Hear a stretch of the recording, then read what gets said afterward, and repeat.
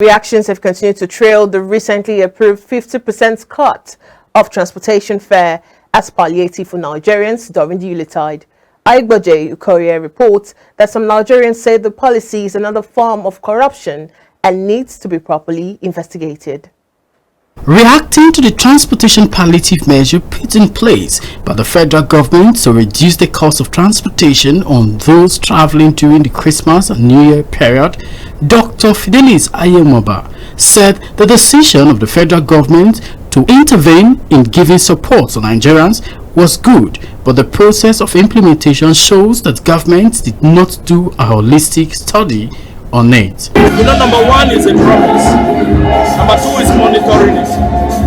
Number three, who are the handlers?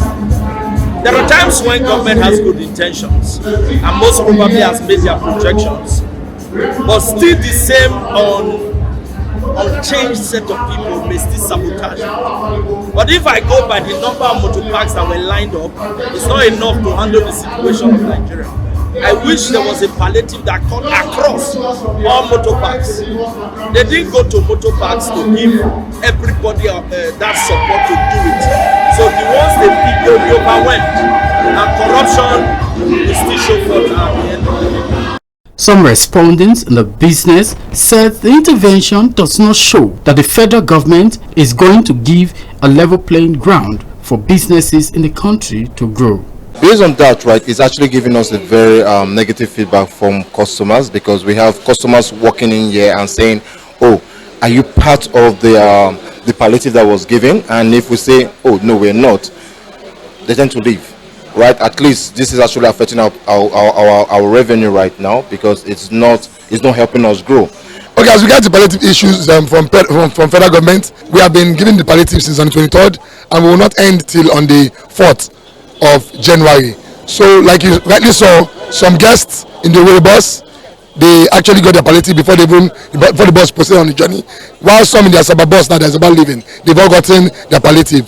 And Osuka bus that left shortly also, they fill their form, and as they're on their journey, they will get their palliatives in their account. The palliative is given as transfers into the accounts of the people that booked the bus. So that is how we've been running it. Upon investigation, it was observed that while some of the transport companies contracted by the federal government are not fully implementing the 50% cut, some others did for a few days and stopped.